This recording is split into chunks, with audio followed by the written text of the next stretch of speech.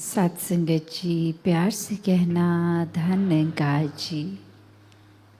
आज इस रूप में बर्मिंघम के सत्संग भवन में ये समागम रूप और हर एक ने ये मुक्ति की बात करी कि कैसे जीते जी एक मुक्ति के हकदार बन सकते हैं। ये सिर्फ बात जीवन खत्म होने के बाद की मुक्ति की नहीं, पर जीते जी जीवन मुक्त की बात, ये जीते जी भ्रमलीन होने की बात।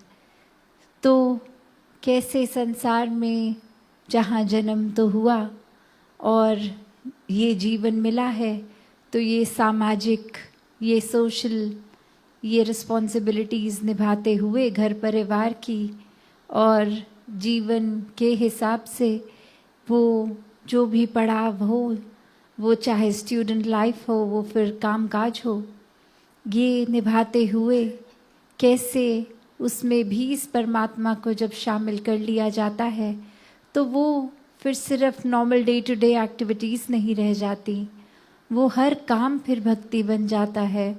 हर काम करते हुए फिर ये मुक्ति ही मुक्ति है।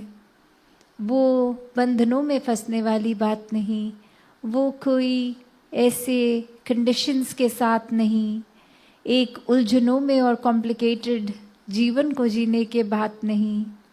और जहाँ फिर ये बात मुक्ति की आती है, ये अगर हम एक अपने पर्सनल लेवल पे भी देखें तो कैसे ये मुक्ति तो हर कोई इस तरह से भी अगर सोचा जाए कि अक्सर हमें खुद से ही अपने बंधनों को बनाए गए इतनी स्ट्रॉन्ग वो बंधन बना लेते हैं कि हम अपने ही गुलाम हो जाते हैं, अपनी ही कमियों के गुलाम बन जाते हैं।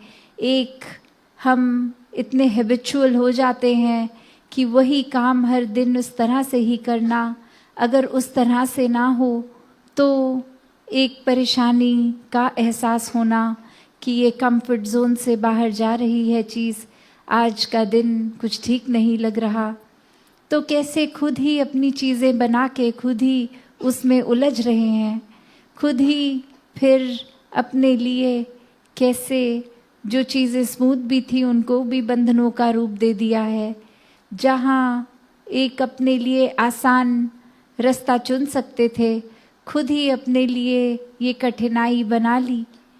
तो एक हम अगर और गहराई में अगले स्टेप पे सोचें तो यहाँ आदतों की ही सिर्फ बात नहीं, एक सोच की भी है कि मन में अगर हमने अहंकार को जगह दे दी तो फिर भी हम अपने ही गुलाम रहे कि जहाँ तक तो ये हमें कोई प्रोत्साहन मिल रहा है, कोई एक अचीवमेंट के लिए एक नोटिस किया जा रहा है, तो वहाँ तक तो एक मन खुश है। पर जहाँ कोई थोड़ी सी भी हमारी कमी किसी ने गिनवा दी, वो चीज़ पसंद नहीं आई। अब उस सोच ने भी हमें अपना गुलाम बना दिया कि जब तक एक मन खुश हो रहा है तब तक तो ठीक है, वरना फिर एक वो चीज़ भी ठीक नहीं रही, फिर दूसरा इंसान ही हमें ख़राब लगने लग गया कि अपने अंदर तो उनके कितनी कमियां हैं, वो हमें हमारी क्यों बता रहे हैं, अपने ऊपर क्यों नहीं काम करते वो। अब यहाँ ये जो एक कुछ देर का ही सही अगर चैन था भी, वो भी हमने खुद ही अपनी सोच की वजह से गवा दिया।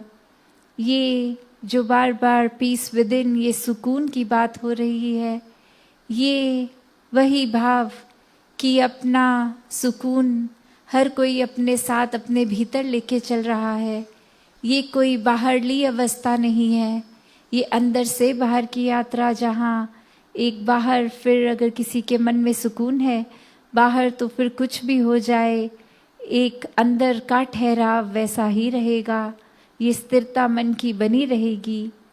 और अगर अंदर ही हमारे वो सुकून नहीं है तो फिर बाहर हम एक शांत से शांत जगह भी चले जाएं, एक सुंदर से सुंदर वादियों में भी चले जाएं, एक कुछ एक्टिविटीज़ भी ऐसी करें जहाँ किसी से इंटरैक्शन हो ही ना, एक एकांतता भी महसूस करना चाहें, तो भी ये टेम्प्ररी फिर सुकून अगर था भी तो वो चला जाएगा। वो उस पल जैसे ही हमारी सोच बदलेगी, वो ख्याल बेचैनी की ओर हमें अगली तब मोमेंट ही लेके चले जाएंगे। तो कैसे जीवन में हमें हर समय का सुकून महसूस करना है? तो बात वही कि अपने जीवन में इस परमात्मा को लाना होगा। ये परमात्मा तो वैसे भी हर समय अंग संग ही है, पर ये जो हम बेरुख हो जाते हैं, ये भूल जाते हैं, या फिर इसको अभी जानकर ये ब्रह्म ज्ञान द्वारा जीवन में लाए ही नहीं, बस कहीं सुनी डेफिनेशन से एक कोई मन में परमात्मा बना लिया। तो ये पहले देखकर, इसको जानकर फिर ही इसकी भक्ति करना संभव होता है। और ये मुक्ति के ओर जो जीते जी हमें लेकर रास्ते को लेकर जाना है, हर पल को फिर ये आज़ादी फील होनी है, ये बंदिशें एक अपनी ख़त्म करनी है। ये जो हमने खुद ही तरह तरह के सामाजिक या एक आइडियोलॉजीज़ के लेके खुद अपनी सोच विचार मन के ऊपर रंग चढ़ा दिए हैं, वो धीरे धीरे रंग तोड़ने होंगे। और जितने ज़्यादा हम ये कंडीशनिंग से हटते हैं, ये मन अपने ओरिजिनल स्टेटस परमात्मा की ओर जाता है और एक में खो के इस जैसा ही बनता है। क्योंकि ये शरीर के अंदर आत्मा, ये तो पहले ही परमात्मा का हिस्सा है, और ये जब बंधनों से मुक्त हो जाती है तो अपनी असली रूप की पहचान ये करती है। और कैसे फिर कुछ भी एक ज़बरदस्ती का सौदा नहीं लगता, हर कुछ हर पल में बहुत ही सहज लगता है। और कैसे संतों ने भी हर समय यही सिखाया कि ये जीवन हर पल जीने के लिए है, कोई भी चीज़ को बंदिश या मजबूरी की तरह नहीं, हर चीज़ को एक हर पल को जीना है और हर पल को सही तरीके से जीना है। क्योंकि उस पल में भी जो वो डिसीजंस हो सकते हैं, वो अगर इस परमात्मा को याद करते हुए लिए जाएंगे तो वो सही होगा। वरना तो मन की सुनेंगे अपनी इच्छाओं की, तो इच्छाओं ने तो कभी ख़त्म नहीं होना। आज एक पूरी होती है तो अगले पल एक नई इच्छा भी रेडी है। तो कैसे एक रास्ता फिर बहुत ही उलझनों का कॉम्प्लिकेटेड और हो जाता है। पर ये फोकस परमात्मा पे रखेंगे तो वाकई ही एक बहुत ही आराम से ये एक बहती नदी की तरह एफर्टलेस, फिर चाहे नदी के आगे वो बड़े बड़े पत्थर पेड़ कुछ भी आए, वो पानी अपना रास्ता खुद बना लेता है। कहीं और ये एक डाइवर्जन लेके अपना बहाव वैसे ही बहता जाता है।